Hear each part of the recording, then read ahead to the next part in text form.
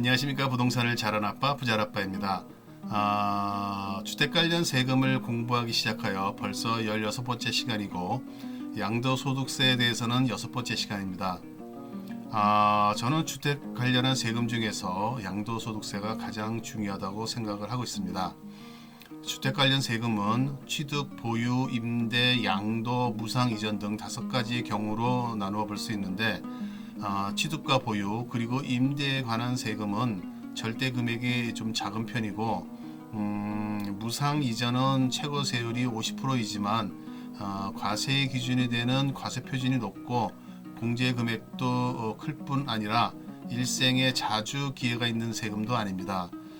그런데 양도소득세는 절대 금액을 기준으로 볼 경우 세율이 많이 높은 편이며 경제 활동을 하다 보면 주택을 사고 파는 기회가 여러 번 오는데 그때마다 세금에 대한 고민을 하여야 하고 다주택자에 대한 중과세까지 있어서 무지막지한 세금을 부과받을 수 있으므로 정말 신경 쓰이고 까다로운 세금임에는 틀림이 없는 것 같습니다.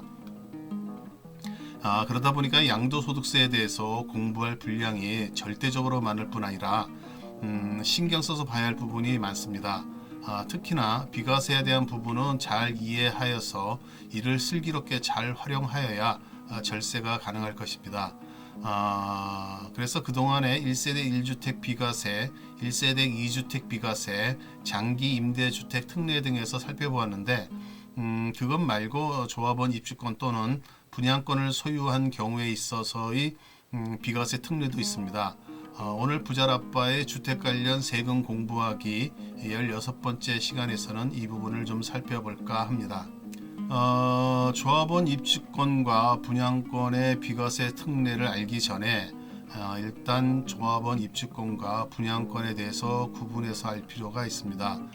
사실 우리 입장에서는 그것이 그거 같은데 법적으로나 실제 내용상으로 차이가 있습니다. 조합원 입주권에 대한 정의는 소득세법 88조에 정리되고 있는데 도시 및 주거환경정비법에 따른 관리처분계획의 인가와 빈집 및 소규모 정비에 관한 특례법에 따른 사업시행계획 인가로 인하여 취득한 입주자로 선정된 직위를 말하고 있습니다. 이 경우 도시 및 주거환경정비법에 따른 재건축 사업 또는 재개발 사업, 빈집 및 소규모 정비에 관한 특례법에 따른 정비사업조합의 조합원으로서 취득한 것으로 한정하며 이에 딸린 토지를 포함하게 됩니다.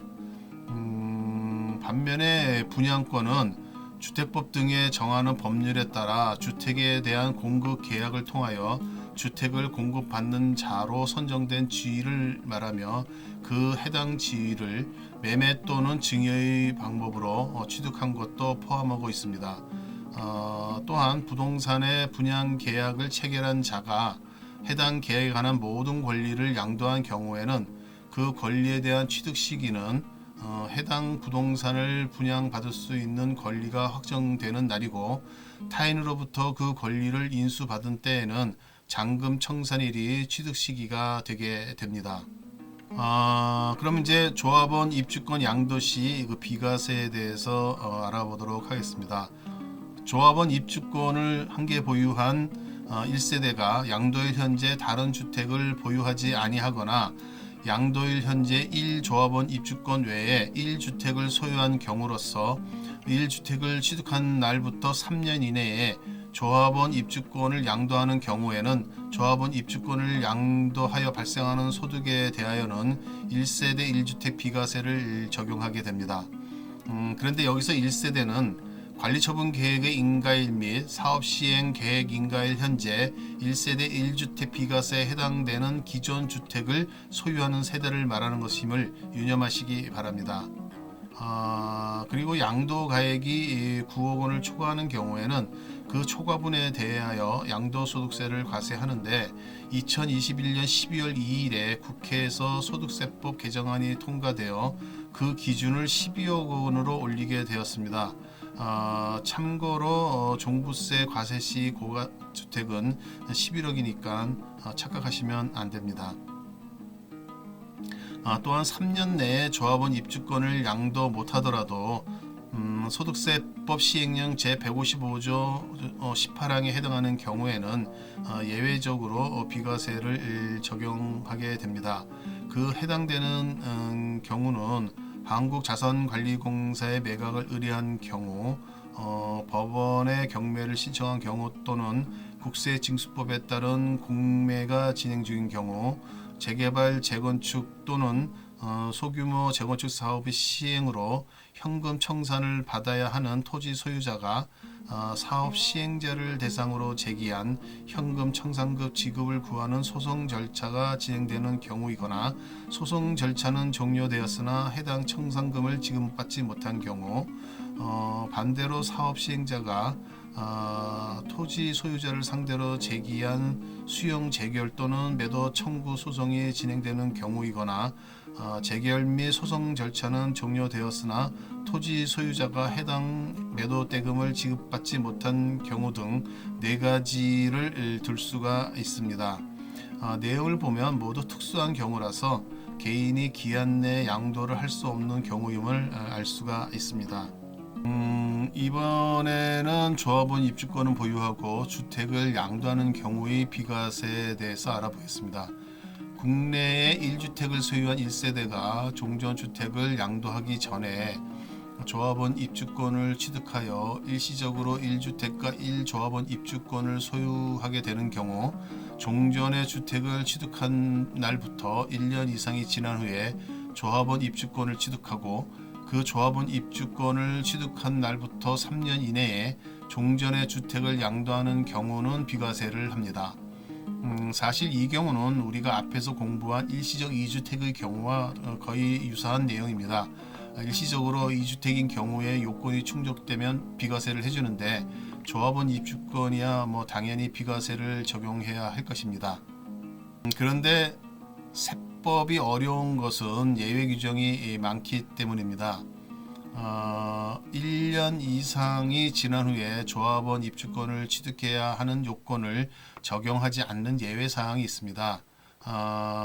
첫째는 민간 건설 임대주택 또는 공공 건설 임대주택을 취득하여 양도하는 경우로서 건설 임대주택의 임차일부터 해당 주택의 양도일까지의 기간 중 세대 전원이 거주한 기간이 5년 이상인 경우이고, 둘째는 주택 및 그 부수 토지의 전부 또는 일부가 공익사업을 위한 토지 등의 취득 및 보상에 관한 법률에 의한 협의, 매수, 수용 및 그 밖의 법률에 의해 수용되는 경우이고, 셋째는 1년 이상 거주한 주택을 기획재정부령으로 정하는 취약, 근무상의 형편, 질병의 요양, 그 밖의 부득이한 사유로 양도하는 경우 등입니다.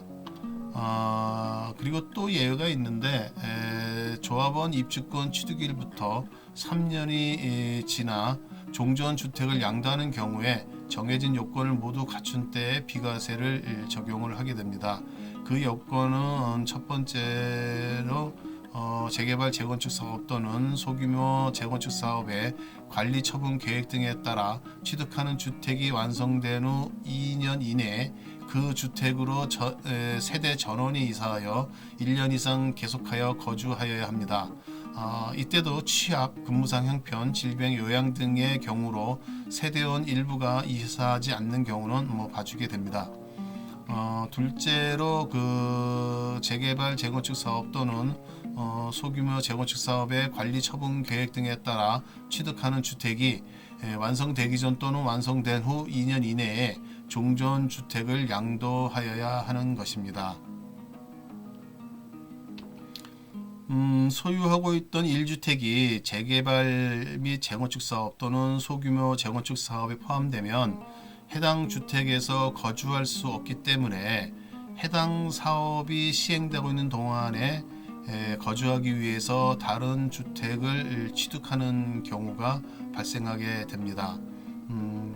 이를 그 대체주택이라고 하는데, 이러한 대체주택이 일정 요건을 갖추어 양도되는 경우에는 비과세를 적용하게 되며, 이때는 1세대 1주택 비과세 보유기간 및 거주기간의 제한을 받지 않습니다. 이 대체 주택에 대한 그 비과세 요건은 소득세법 시행령 156조의 2에 자세히 나오고 있습니다. 그 내용을 보면 첫째, 재개발 재건축 사업 또는 소규모 재건축 사업의 사업 시행 인가일 이후 대체 주택을 취득하여 1년 이상 거주하여야 하고, 둘째, 재개발 재건축 사업 또는 소규모 재건축 사업의 관리 처분 계획 등에 따라 취득하는 주택이 완성된 후 2년 이내에 그 주택으로 세대 전원이 이사하여 1년 이상 계속해서 거주하여야 합니다.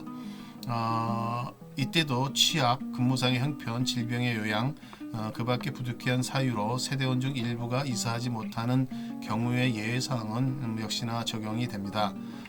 다만 주택이 완성된 후 2년 이내에 취약 또는 근무상의 형편으로 1년 이상 계속하여 국외에 거주할 필요가 있어 세대 전원이 출국하는 경우에는 출국 사유가 해소되어 입국한 후 1년 이상 계속하여 거주하여야 합니다. 이때 사유 해소는 출국 후 3년 이내에 해소되는 경우만 해당이 됩니다. 셋째, 재개발 재건축 사업 또는 소규모 재건축 사업의 관리 처분 계획 등에 따라 취득하는 주택이 완성되기 전 또는 완성된 후 2년 이내에 대체 주택을 양도하여야 합니다. 그리고 이러한 요건을 충족하지 못하게 된 때에는 그 사유가 발생한 날이 속하는 달의 말일부터 2개월 이내에 양도소득세를 신고 납부하여야 합니다. 요즘에는 그 부동산에 대한 규제가 강해졌고, 이에 따라 분양권도 주택수로 판정을 하니 분양권 보유가 쉽지가 않습니다. 하지만 분양권을 보유하고 주택을 양도하면 비과세를 받는 경우가 있으니 이에 대해 알아볼 필요가 있습니다. 첫째가 그 분양권 취득일로부터 3년 이내에 종전주택을 양도하는 경우입니다.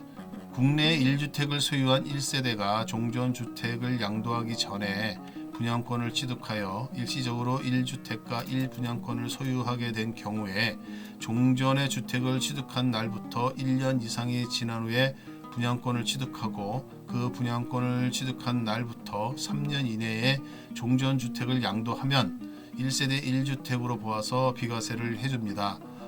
이는 조합원 입주권과 같은 맥락이라고 보시면 될 것입니다. 둘째는 분양권 취득일부터 3년이 지나서 종전주택을 양도하는 경우입니다.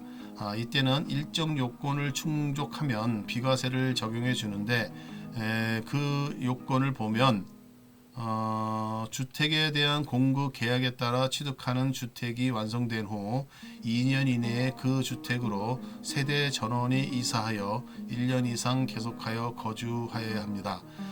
그리고 주택에 대한 공급 계약에 따라 취득하는 주택이 완성되기 전 또는 완성된 후 2년 이내에 종전주택을 양도해야 합니다.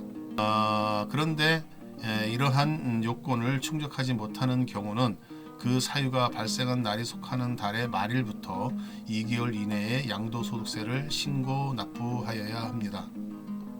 이상과 같이 기존의 주택을 가지고 있으면서 조합원 입주권과 분양권을 보유하게 되는 경우에 비과세 특례에 대해서 알아보았습니다. 사실 세법상에서는 다주택자에 대해서 중과세를 하지만 살다 보면 새로운 집으로 이사가기 위해서 일시적으로 2주택이 되는 경우가 있고, 이는 투기가 아니고 정상적인 거래로 간주하는 개념을 가지고 있습니다. 마찬가지로 1세대 1주택이었는데 조합원 입주권이나 분양권을 소유하는 것도 요건만 준수하면 투기가 아닌 정상적인 거래입니다.